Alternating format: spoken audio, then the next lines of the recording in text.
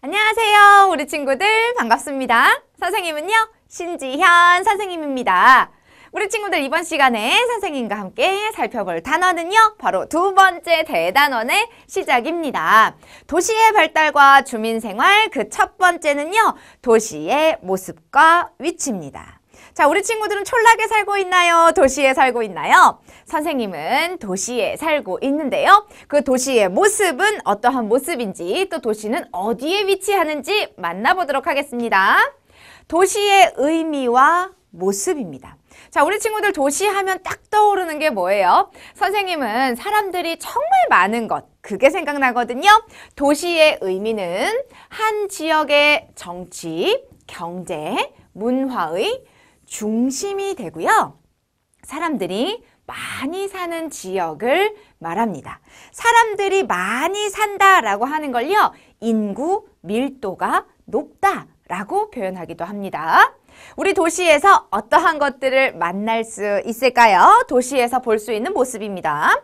첫 번째는요, 여기 나와 있는 것처럼 많은 사람이 모여 삽니다. 인구 밀도가 높습니다. 일정한 크기의 땅에 사는 인구의 비율을 인구 밀도라고 하는데요. 그것이 높다라고 이야기를 하기도 합니다. 그리고 일정 면적에 사람들이 많이 모여 살기 때문에 그 주거의 형태도 아파트처럼 이렇게 높은 경우가 많고요. 높은 건물도 많습니다. 또 어떤 것들을 볼 수 있을까? 사람들이 많이 산다고 했지요. 이동의 양도 많습니다. 그래서 도로도 넓고 차도 많이 다닙니다. 널찍널찍한 도로, 높은 건물 이러한 것들을 볼 수 있고요. 또 사람들이 일할 수 있는 곳이 많고 일의 종류도 많다라고 이야기를 해요.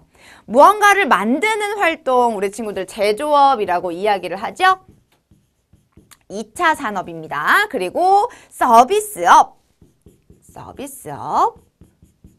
3차 산업, 이러한 것들이 많이 발달되었다. 이 3차 산업이 많이 발달되었다라고 하는 부분도 같이 기억해 주시면 되겠네요. 물건을 만드는 공장, 회사가 많다라고 하는 것이 도시에서 볼 수 있는 모습이라고 할 수 있겠습니다. 두 번째, 도시에 발달한 여러 시설입니다. 도시에서 볼 수 있는 것들 우리 만나봤어요. 도시에 발달한 여러 시설들은 어떠한 것들이 있을까? 도시에는 사람들이 편리하게 이용할 수 있는 다양한 시설들이 잘 갖춰져 있는데요. 도시에 발달한 여러 시설들 만나볼게요. 대형마트, 도서관, 지하철의 모습입니다. 대형마트, 백화점, 그리고 친구들이 이렇게 책을 보고 있는 도서관의 모습, 미술관, 영화관 이러한 것들도 괜찮고요. 그리고 지하철, 대중교통수단들, 많은 사람들을 한꺼번에 이동시킬 수 있는 그러한 교통수단, 대중교통수단들도 많이 만날 수 있습니다. 자세히 만나볼까요? 도시에 발달한 여러 시설들, 첫 번째는 공공기관입니다. 공공기관들, 어떤 것들이 있을까? 시청, 도청, 소방서, 경찰서 이러한 것들이 공공기관입니다. 도시에 살고 있는 주민들의 생활을 편리하게 해주고요. 주민들의 안전을 지켜주는 그러한 역할들을 하고 있지요. 필요한 서류들을 떼러 갈 때 뭐 시청을 가기도 하고 뭐 도청을 가기도 하고 그러는데요. 사람들이 많이 이렇게 와야 하기 때문에 교통이 많이 발달한 곳에 위치하는 경우들도 많습니다. 교통이 편리해서 접근하기 쉬운 도시에 위치한 경우들이 많다라고 정리하시면 되겠죠. 두 번째는 편의시설. 우리 앞에서 그림에서도 봤었던 대형마트, 백화점 등 생활에 필요한 물건을 살 수 있는 곳이 많습니다. 백화점, 대형마트, 병원, 은행 이러한 것들도 있는데요. 편리하게 이용할 수 있는 그러한 시설들 많이 있어요. 다음은 문화시설입니다. 문화시설을 이용해서 다양한 취미 활동을 하거나 여가 생활을 즐기려고 하는 사람들이 많아졌어요. 그리고 도시에는 인구가 많다고 했지요? 이러한 것들을 이용할 수 있는 사람들도 많습니다. 그래서 문화시설이 도시에 많은 경우들이 많은데요. 도서관, 박물관, 미술관, 극장 이러한 것들이 문화시설에 들어갑니다. 다음은 교통시설. 크고 작은 도로가 그물처럼 연결되어 있고 많은 버스가 다닙니다. 사람들은 버스나 지하철을 이용해서 쉽게 이동할 수 있다라고 하는데요. 많은 사람들을 한꺼번에 이동시킨다. 대중교통수단이라고 이야기를 했습니다. 대중교통이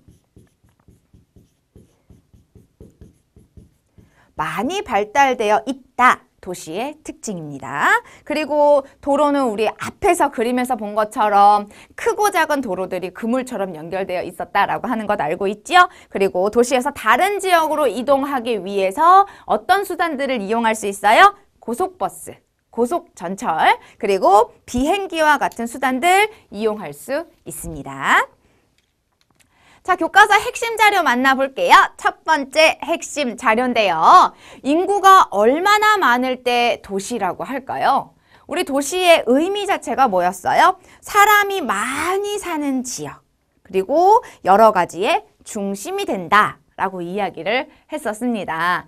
얼마나 많은 사람들이 살아야 도시라고 이야기를 할 수 있을까요? 요건요, 우리 친구들 조금씩 다른데 노르웨이는 200명 이상이면 도시입니다. 일본은 5만 명, 우리나라도 5만 명 이상이 되어야지 도시라고 할 수 있어요. 우리 친구들 이 지도에서 확인할 수 있는 게 뭐예요? 지역마다, 나라마다 그 도시라고 불려지는 인구 자체가 다르다라고 하는 것을 확인할 수 있어요. 도시가 되려면 그 지역에 사는 사람의 수가 가장 중요합니다.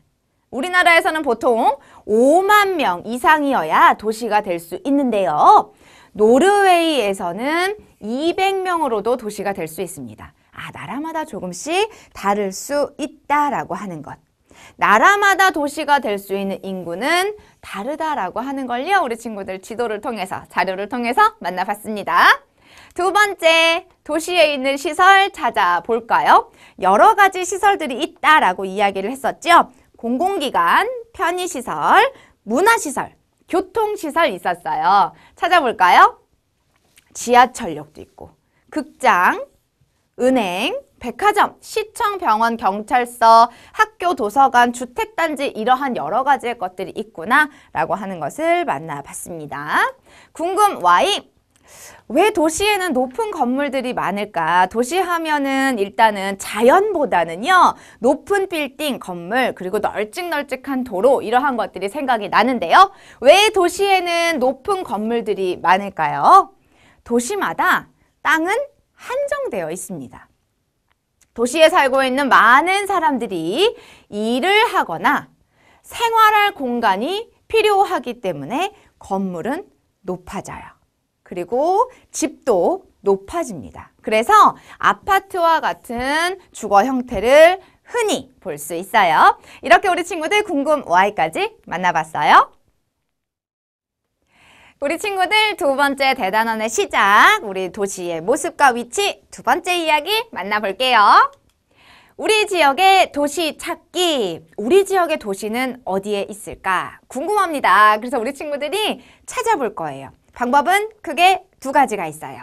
첫 번째 방법은요, 지도를 이용하는 방법이에요. 지도를 이용해서 우리 지역의 도시를 찾을 수가 있는데요. 우리 지역에 어떤 도시가 있는지, 그 도시가 어디에 있는지, 어떤 도시가 있는지, 또 어디에 있는지 이러한 것들을 확인해 볼 수 있습니다. 지도에는 종류가 있어요. 여기 나와 있는 지형도, 인구, 분포도, 교통도. 사실 우리 친구들 이름을 들어보면 이러한 의미겠구나 라고 하는 건 우리 친구들 느낌이 올 텐데요. 지형도는 우리 친구들이 좀 반드시 알고 가야겠어요. 지형도 하면 우리 친구들 어떠한 부분들이 들어있을 것 같아요? 그쵸? 지형에 대한 부분이 들어있을 것 같지요? 그것도 맞아요. 그런데 우리 친구들 거기서 끝나는 것이 아니라 뭐 행정구역이라던가 또 도로, 교통시설 등등 여러 가지의 것들이 두루두루 담겨져 있는 지도가 바로 지형도입니다. 지형뿐만 아니라 자연환경, 행정구역, 도로, 교통시설 이러한 것들 나타나져 있는 지도라는 것 기억해 주셔야겠죠? 그리고 인구 분포도는 뭘까요? 인구가 어디에 얼만큼 분포되어 있는지를 확인할 수 있는 지도입니다. 교통도는요, 각 지역에 위치한 교통시설이나 도로망, 철도망 이러한 것들을 확인해 볼 수 있죠. 교통과 관련된 것을 알고 싶다. 교통도. 인구가 어디에 얼만큼 있는지가 궁금하다. 인구 분포도. 나는 좀 두루두루 알고 싶어 라고 할 때는 지형도입니다. 이러한 것들을 같이 보면서 우리 지역의 도시에 대한 다양한 정보를 확인할 수 있습니다. 두 번째 방법은요, 인터넷을 이용하는 방법입니다. 지도뿐만 아니라 도시에 대한 자세한 정보를 확인할 수 있습니다. 인터넷으로 찾을 수 있는 항공사진은요, 도시의 실제 모습을 살펴보기에 좋아요. 지도랑 이 항공사진의 모습을 같이 확인한다면 더 좋겠지요? 그리고 도시의 실제 모습을 담은 다양한 사진 자료와 정보는 도시를 이해하는 데 도움이 됩니다. 지도뿐만 아니라 여러 가지에 대한 정보를 확인하고 싶다라고 할 때는 인터넷을 이용해서 확인하는 방법이 좋겠지요? 이 인터넷 이용해서 우리 지역의 도시를 찾는 과정은요, 일단 우리 친구들 인터넷 검색창에 내가 살고 있는 지역의 이름을 치고 검색합니다. 선생님은 뭐 경기도 군포시 이렇게 검색된 지도를 열어서 주변에 어떤 도시가 있는지 확인해 봅니다. 그리고 나서 도시에 대한 사진이나 기사 이러한 것들을 검색하면요, 다양한 정보를 확인할 수 있습니다. 이러한 과정으로 인터넷 이용해서 우리 지역의 도시를 찾을 수 있어요. 자, 그럼 본격적으로 한번 찾아봅시다. 지도를 보면서 도시의 위치를 우리 친구들이 생각해 보는 거예요.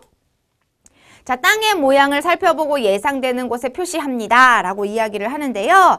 자, 우리 친구들 생각해 볼 때 도시는 산이 있는 곳, 그리고 평야가 펼쳐진 곳 중에서 어디가 좋을까요? 산이 있는 곳과 평야가 펼쳐진 곳. 도로를 건설하기에도, 건물을 짓기에도, 사람들이 모여 살기에도 산보다는 평야가 좋습니다. 넓은 평야가 펼쳐진 곳을 우리 친구들 한번 예상해 보세요. 아, 이 지역에 도시가 있지 않을까. 자, 두 번째는요, 각 지역에서 발달한 산업이나 관광 자원 등을 살펴보고 예상되는 곳에 표시합니다. 여기 나와 있는 것들을 봤더니 우리 친구들 어때요? 왕릉, 절, 국립공원, 온천, 과학공원, 그리고 섬유, 고무, 가죽, 전자기계 이렇게 우리 친구들 쓰여져 있어요. 산업이 발달한 곳, 발달하지 않은 곳, 우리 친구들 어디에 사람들이 많이 살까요? 그렇죠? 산업이 많이 발달한 곳에 인구가 많을 수밖에 없습니다. 곧 도시가 이곳에 있겠다라고 우리 친구들 예상할 수 있겠죠? 자, 다음 지도는요, 교통에 대한 부분을 확인할 수 있는 교통도입니다. 교통이 편리한 곳과 그렇지 않은 곳, 우리 친구들 어디에 살래요? 교통이 편리한 곳이 좋겠지요. 여기 지금 나와 있는데 고속국도, 고속철도, 복선철도 이러한 것들을 확인할 수 있습니다. 고속국도 지나고요. 그리고 철도 지나고요. 요렇게 행정구역 나눠져 있고, 여기 봤더니 우리 친구들 어때요?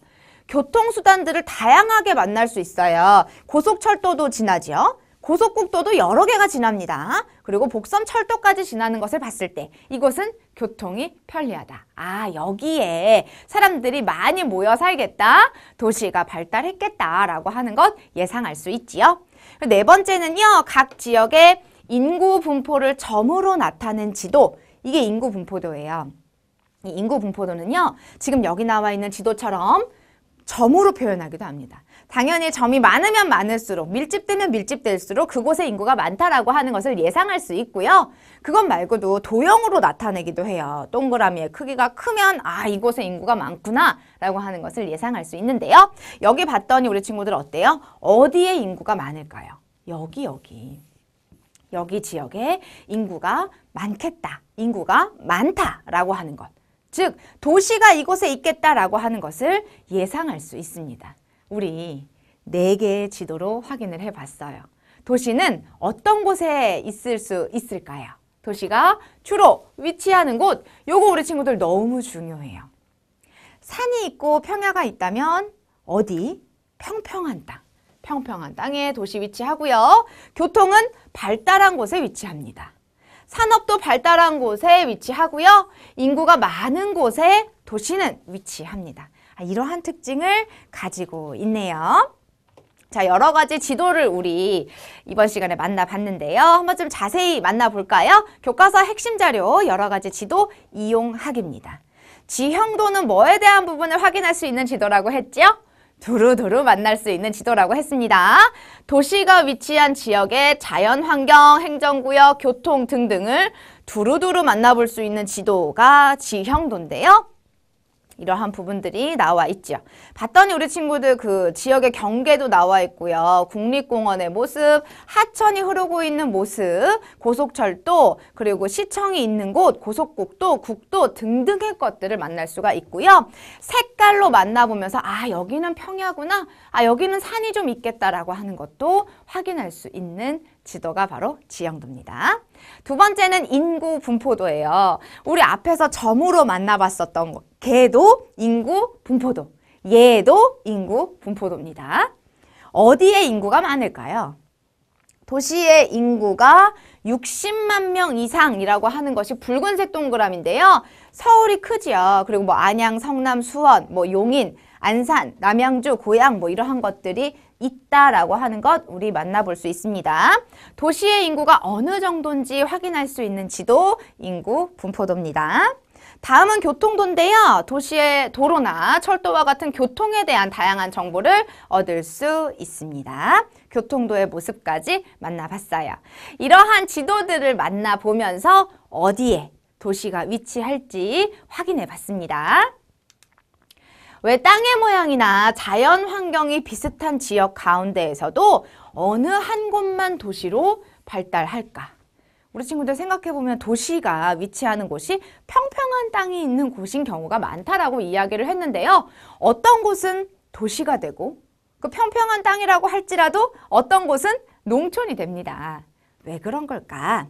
자연 환경이 비슷한 지역일지라도 지역에 발달한 산업, 관광자원, 교통시설, 인구 등의 여러 가지 요인에 따라서 도시로 발달하기도 하고 촌락이 나타나기도 합니다. 자, 도시가 위치하는 곳의 특징 4가지 반드시 기억해 주세요. 궁금 Y까지 만나봤습니다.